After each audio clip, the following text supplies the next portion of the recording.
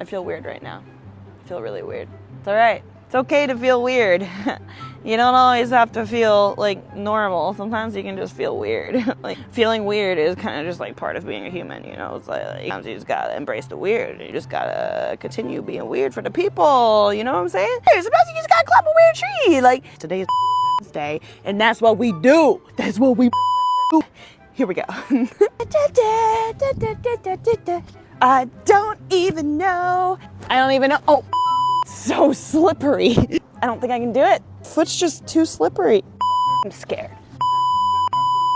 Tits.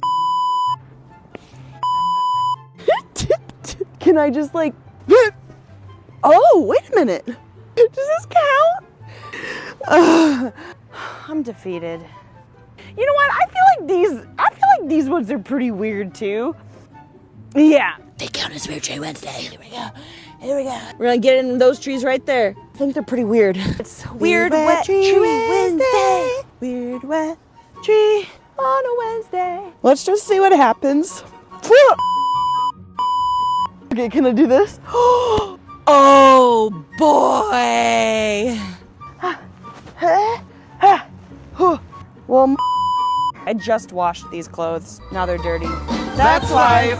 That's life.